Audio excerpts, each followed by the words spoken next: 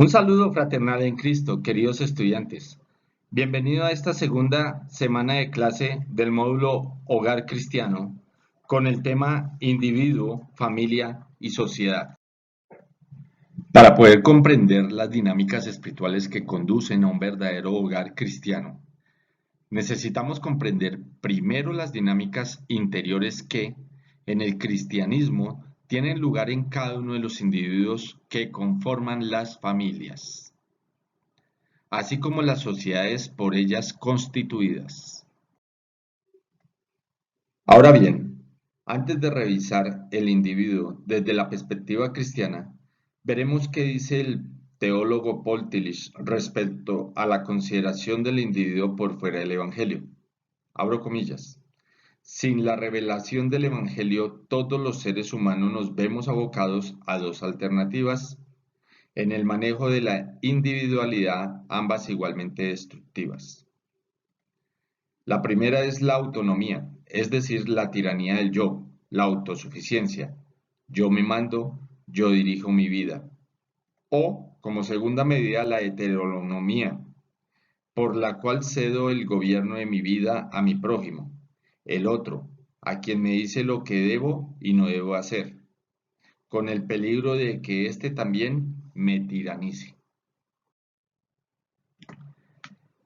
Pero en el Evangelio se revela una tercera alternativa para entender la individualidad, que podría muy bien designarse como teonomía, opción en la cual no soy ni yo ni otro el que gobierna mi vida, sino Dios en la persona de Cristo. Un gobierno que excluye todo tipo de tiranía, pues Cristo nunca se impone desde afuera sobre nuestra voluntad, sino que trabaja desde adentro, del centro a la periferia de nuestro ser, y por medio del Espíritu Santo que mora en cada creyente, nos persuade, nos convence y capacita para actuar de manera consecuente conforme a la voluntad del Padre, conforme a la palabra de Dios. Miremos qué dice Jeremías 32:39. Haré que haya coherencia entre su pensamiento y su conducta, a fin de que siempre me teman, para su propio bien y el de sus hijos.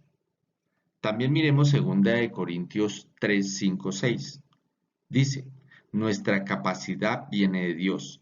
Él nos ha capacitado para ser servidores de un nuevo pacto. Él, no el de la letra, sino el del espíritu. Y también Filipenses 2:13 y 4:13. Dice, pues Dios es quien produce en ustedes tanto el querer como el hacer, para que se cumpla su buena voluntad. Y el 4:13 dice, todo lo puedo en Cristo que me fortalece. Así pues, Cristo no es lo mismo para nuestro yo, mi propio Dios, autonomía, pero tampoco es otro, heteronomía. Pues como lo decía Agustín de Hipona, Dios es más íntimo a nosotros que nosotros mismos. Y Paul Tillich decía, Él es la profundidad o el fundamento de nuestro ser. En conformidad con lo dicho por el apóstol Pablo en Hechos 17:28, puesto que en Él vivimos, nos movemos y existimos. Por consiguiente, Cristo no es alguien ajeno o extraño a nosotros, pero tampoco una manera diferente o ingeniosa de referirse a nuestro propio yo, porque Cristo no está para complacer nuestro yo egocéntrico y crónicamente inclinado a la autojustificación y a la autogratificación, sino para confrontarnos y poner en evidencia sin titubeos nuestra condición pecaminosa, la verdadera fuente de nuestros problemas existenciales, mediante la convicción de pecado que su espíritu trae a nuestras conciencias. Miremos qué dice Juan 16:8. Y cuando Él venga, convencerá al mundo de su error en cuanto al pecado, a la justicia y al juicio. Pero además del Espíritu Santo, darnos convicción de pecado, en Él tenemos el poder para romper el dominio del pecado sobre nosotros. Revisemos qué dice Gálatas 5:16. Así que les digo, vivan por el Espíritu y no seguirán los deseos de la naturaleza pecaminosa.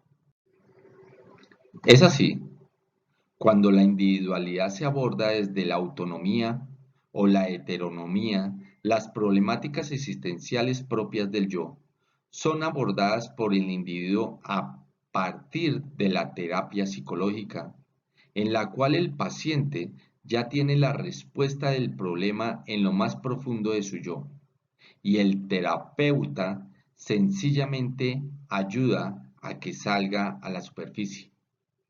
Por su parte, cuando la individualidad se aborda desde la teonomía, la pastoral cristiana coincide con la psicoterapia en que para ser verdaderamente conscientes de nuestros problemas existenciales y hallar respuesta a ellos, es necesario profundizar en la intimidad e interioridad de la persona. Pero difiere de ella al negar que las respuestas se hallen en el yo, sino más bien en el Dios vivo y verdadero que se revela al ser humano en la profundidad de su propio ser para sanar su yo, enfermo mediante la redención de éste al yo soy divino. Éxodo 3:14 nos dice, yo soy el que soy, respondió Dios a Moisés. Y esto es lo que tienes que decirles a los israelitas. Yo soy, me ha enviado a ustedes.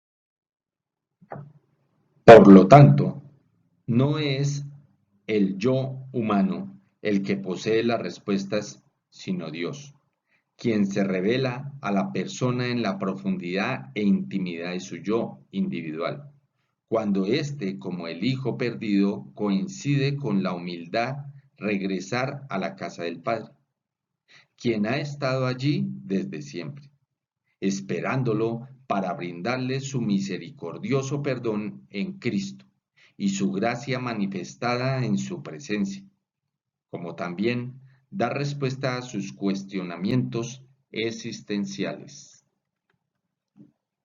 Lucas 15:11-31.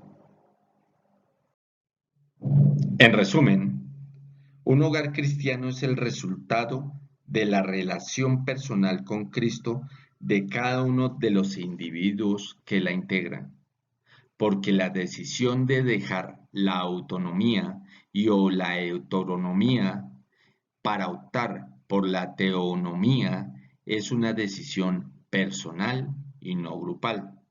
Revisemos Romanos 19, que si confiesas con tu boca que Jesús es el Señor y crees en tu corazón que Dios lo levantó de entre los muertos, serás salvo. Porque el trato de Dios es siempre individual con cada uno de sus hijos. Miremos Juan 1:12. Mas a cuanto lo recibieron, a los que creen en su nombre, les dio el derecho de ser hijos de Dios.